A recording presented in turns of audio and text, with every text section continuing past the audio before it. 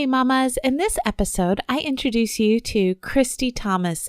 Christie is an author, a homeschool mom, has worked in a church, and loves to encourage other moms to teach their own kids about Jesus. I hope that you will be blessed. She has such a fabulous way of helping mamas to start small, but to make a big impact. So I hope you enjoy this conversation.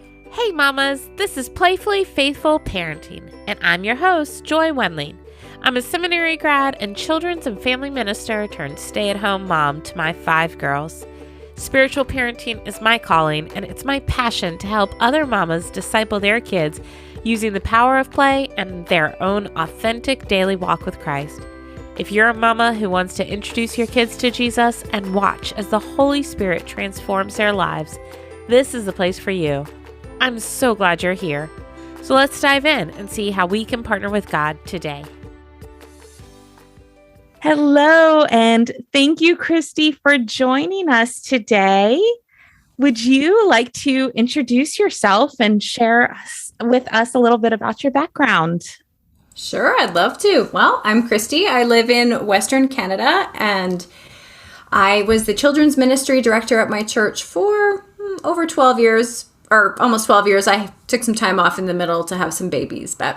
And then the last few years, I have been working from home and homeschooling my kids. So I've kind of done it all. I have done the public school. I have done homeschool. I've been working mom. I've been stay-at-home mom.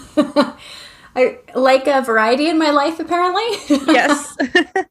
But what I really love right now is just helping families share Jesus with their kids and know that they can do it even, no matter what is happening in your life, whether you're working or at home or homeschooling or public schooling, you can do this. And so that's what I'm kind of focusing on right now, aside from educating my own children. Absolutely. Yes, I love your message and just how passionate I can tell you are about encouraging moms and really making them feel equipped and that they can teach their kids about Jesus. I think it's something that often we don't feel like that's our place to do. The church, they're the professionals. And so I'm just going to let my church teach my kids about Jesus. But you and I believe that the Bible has a different idea for our kids' main discipleship. And so I love the way you equip and encourage moms through your current ministry. Thanks. And I got to tell you a secret about those people at church who are teaching your kids. They're teenagers and they're moms and they're dads. They are not people who are any more trained for the most part than you or I. So, that's right. We feel like they know what they're doing. Well, they just have a curriculum to follow. Exactly. They can do that too. That's right. They are not the experts. No. And moms know their kids better than the people at the church. And so moms and dads are really the experts on their kids. Absolutely. Yeah. So on our podcast, we like to define spiritual parenting as living out your authentic faith in front of your kids and inviting them to get to know who God is. We do this based on Deuteronomy 6, verses 4-9. So what does spiritual parenting mean to you, and what does it look like in your family? First of all, I love your definition. I think it's just so all-encompassing that it's about chasing after God, yourself, and living out your authentic faith, wherever you are in your faith journey, and inviting them into that. That is, I don't think I could define it better myself. That is wonderful. And so I think, we are... spiritual parenting, sharing Jesus with your kids, it doesn't really happen by accident. And if we're waiting for it to happen by accident, it probably won't happen at all. Or we'll be teaching them, that it's not important by accident. So I do think that we have to be intentional about it, but it doesn't have to be the same in every family. It's like I was saying before, no matter what your life looks like, you can do this with your kids. So I believe it's about making these little touch points in your day that help us grow as followers of God. Sometimes I call them habits, little tiny habits, not really big things. You don't have to have a family worship session every day or every week, I don't do that at all. But it's about these little touch points that remind our family, this is who we are. And so for my family, I want my kids to know that we are a family that values the Bible and can learn and grow from reading the Bible. So we take time to read it every day, or not every day, most days. I also want them to know that we are a family that believes God answers prayer and he's living and active in our lives. So we talk to God, right? Every day, whether it's individually or as a group, we do these things. And so I just like to make sure that I have time in my day for these things. And it doesn't have to be long and involved. Like I said, like it can be just a few minutes. A prayer can take 15 seconds. I just want our family to know that this is who we are. And so we create a little bit of time in our day to make sure that we're coming back to that. And I think that once you create those touch points in your day, it becomes more natural throughout your day too. So then you've created a couple things that intentionally happen, and then it's just going to start coming up naturally as well. It feels more natural now to say, what does the Bible say about that? Or, we just talk about Jesus, or, like things just kind of come up naturally because we've established that this is who we are as a family. Right. And I love that, and how you talk about the touch points and how it becomes natural, but it probably doesn't start that way. No. Like it starts off kind of awkward with inviting your kids to pray sometimes, or, our family, we try to, every time we hear sirens, we try to pray. And sometimes it's kind of awkward because we're in the middle of a conversation, or, doing something else, but we hear the sirens and we use that as like a little marker to say, we need to thank God that we have people in our community who are willing to serve others. And we need to pray for their safety and for whatever situation is happening right now. And so, but there starts off with that awkwardness, but it does become more natural the more you practice it and engage your kids in those habits. Yeah, I'm so glad you brought that up, because I think a lot of people think, well, for everybody else it's natural, but for me it's awkward, so I should probably just not do it. But no, it's awkward for pretty much everybody at first, I think. There are probably people out there who are like, I just pray with my kids all the time and it's totally natural. Reading the Bible with my kids is, just a delight all the time. It just flows naturally with our day. But no, I mean, the fact that our sin is a thing in our lives, in the world, and that it's just not necessarily going to feel natural at first, but it can become that way. Like you said, like it can become automatic. It can become habit. And when it becomes habit, it just becomes who we are. So we have to be kind of intentional about it for a while first before it becomes who we are. Yeah, absolutely. And I think also our kids' unique personalities play into that too. Because I know with some of my kids, I mean, I have 5, so I've got a lot of different personalities.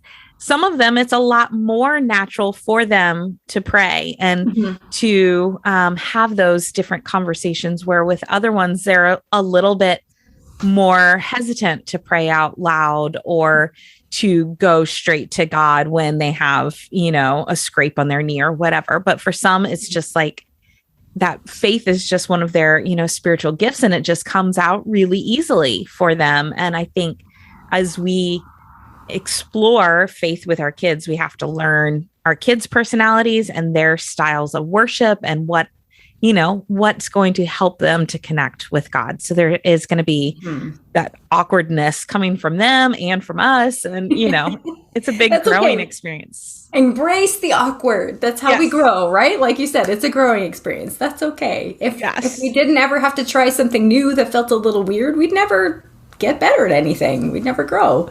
That's right. Yes. So tell me a little bit about play in your home. I know I've seen some fun videos on Instagram of you and your kids incorporating play into your faith. So can you tell me a little bit about that? Oh, sure. I just realized in my introduction, I never introduced you to my family. So I have 3 boys. They are currently 7, 10, and 12. So I've got to say, when they were younger, it was probably easier to incorporate play. We did a lot of acting out Bible stories and, we're doing creation. Let's play animal charades and that kind of stuff. So we did a lot of that. And I got to say, we did this in a tiny bedroom with a bunk bed and a closet. The closet was the grave. The closet was anywhere somebody needed to jump out of as a surprise. The bed was a boat. It was a tent. It was everything. You know, we'd go up onto the top if we had to pretend we were climbing a tree.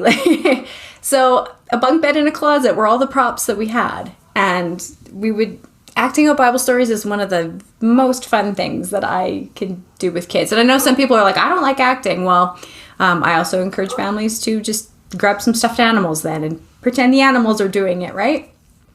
So it wasn't just a thing we did at Bible time. It just really helped my kids integrate the Bible into their own play, especially when they were younger. So one time my son was, so my oldest is 12 now, but I think he was 4 or 5 when this happened.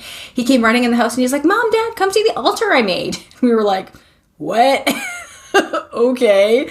So we go outside and he's showing us this altar and it was the story of Elijah that he was envisioning. And he had these autumn leaves and he was putting these autumn leaves on. He's like, this is the fire that God sent down from heaven. And we're like, oh, okay, that's pretty cool. Like it was just part of his play.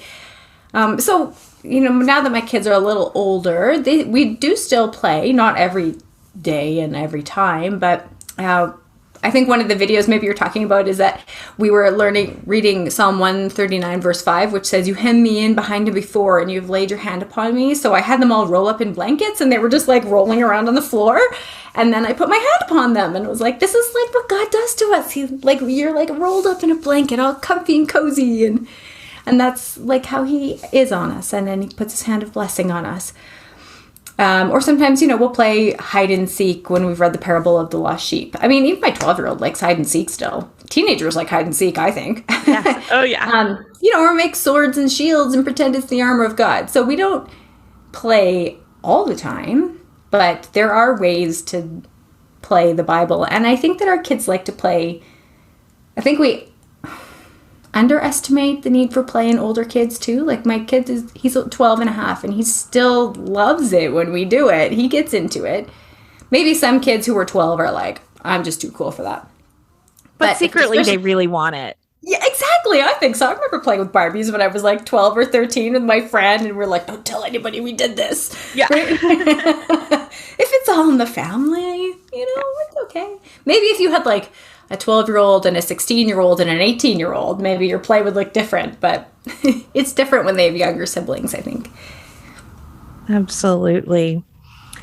So I love how just like realistic you make faith, and just like how possible you make it, you know, seem for other moms to do that. What tip do you have to share or resource? What do you want to share with us today? So I am a big believer in small, sustainable steps. Like, you don't have to do the big thing. If this is something you've never really thought about before, or you've thought about and tried and some things haven't worked, I like the start little method. And I have a freebie on my website that talks about, like, if you want to, your goal is to read the Bible with your kids every day. Here's a really small 30-second thing that you can do to kind of get you started on that path. Like, don't start by trying to read a chapter of the Bible every day with your kids. Start by reading a verse, or the shortest devotional book that you can possibly find. That's what I did. When I was trying to start reading the Bible with my kids in the morning, the Thoughts to Make Your Heart Sing by Sally Lloyd-Jones. So short, but they're so interesting. Yes, we have that on CD. And so we listen to it at the bus stop. Yeah. And they're like 30 seconds long, right? So it doesn't have to be long. Anyway, so my point is start little, right? You know, you want to worship with your kids more. Well, as soon as you click your seatbelt in the van when you're taking your kids to school, turn on the Christian radio station or a CD, or just kind of make that part of your day. I click in my seatbelt, I turn on the CD. Just start little. That's my tip. So that's what the free resource is about. It's got a bunch of different ideas of ways that you could start little and how you can realistically incorporate this into your life. And it's just a few pages long because I believe in starting little. Yeah. And so that you definitely, I would grab if this is something that's a struggle. Yeah, I think that's really great. I remember doing one of your challenges maybe even like 2 years ago. And you had something about like a bedtime blessing. Mm-hmm.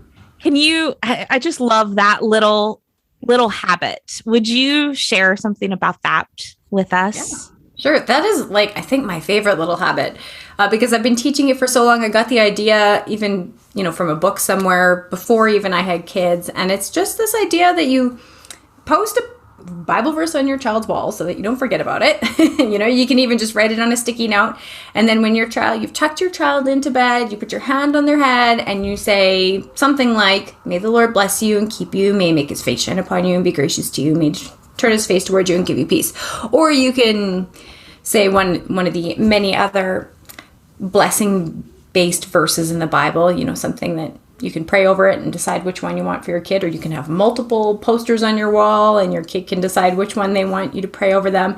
And it's like, how long did that take me to say? I mean, I said it pretty quick, but it's like a 15-second, 30-second habit that it's so interesting because it seems to crack the door open for so many other things in our families' lives. So I've been teaching this now for 13 years probably, and seeing what's happened in families. And I've had families that are like, we were trying to read a devotional book at bedtime and it just wasn't working.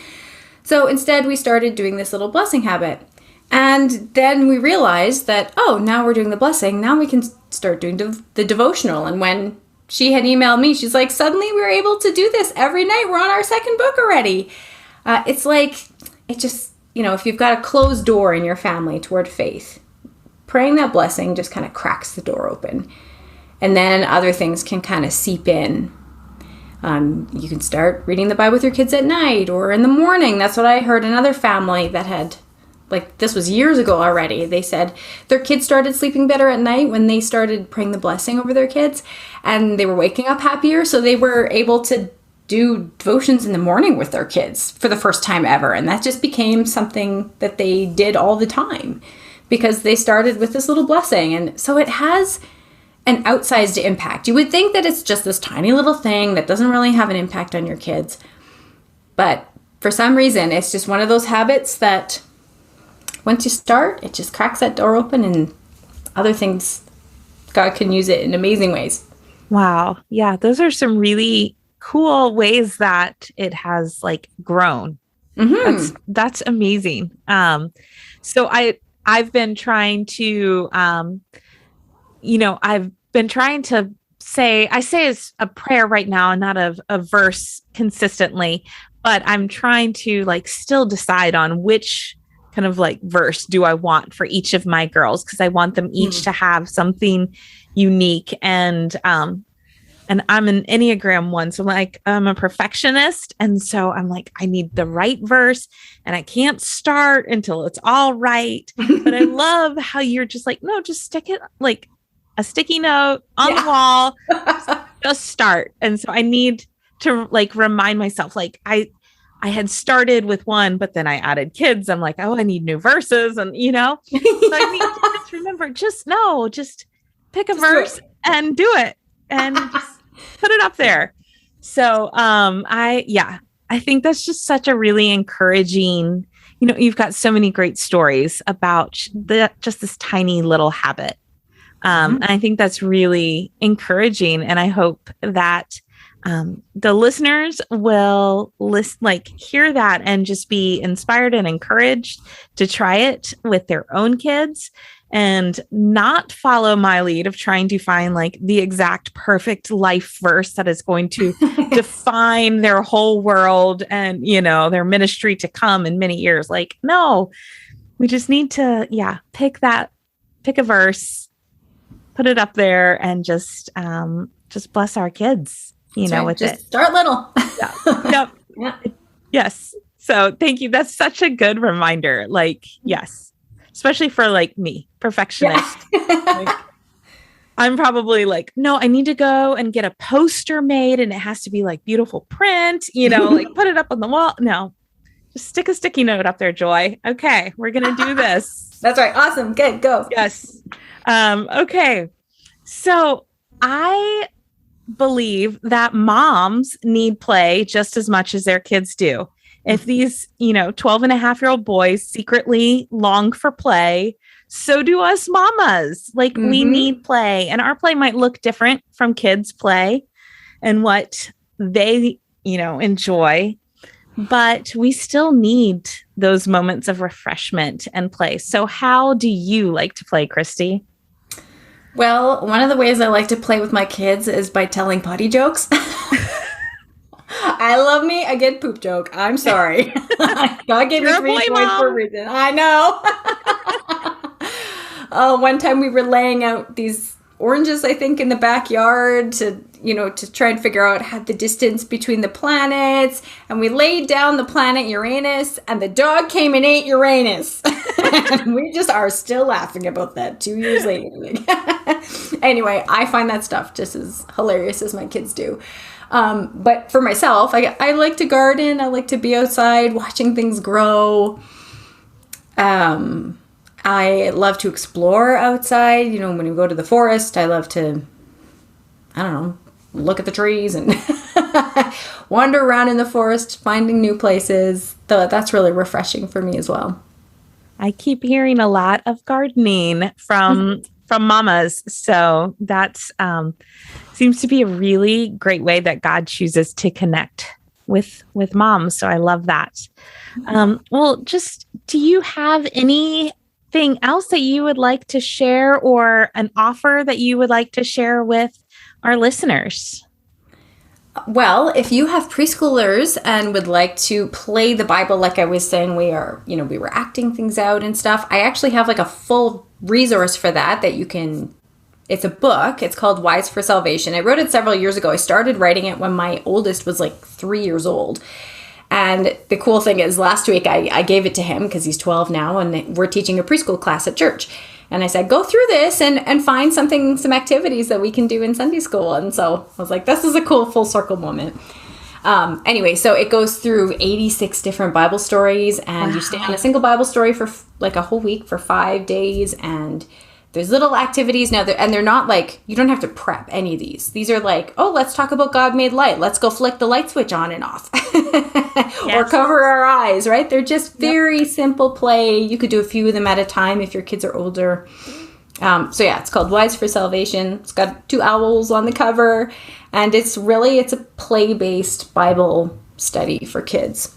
Great. We will put a link to that in the show notes. And just thank you so much. I have loved this conversation, and I'm excited to share all these tips with our listeners, and just pray that you would be blessed for all of the encouragement that you give to moms. I know I have been encouraged by you and everything that you share, and just So thank you so much, and just ask God's blessing on you and your ministry.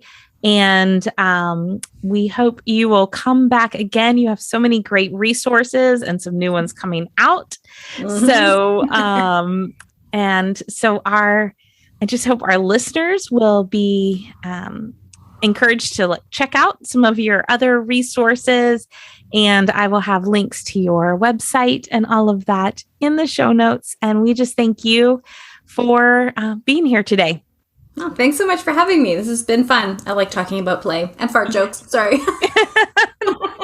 It's great. That's why I'm not a boy mom, though.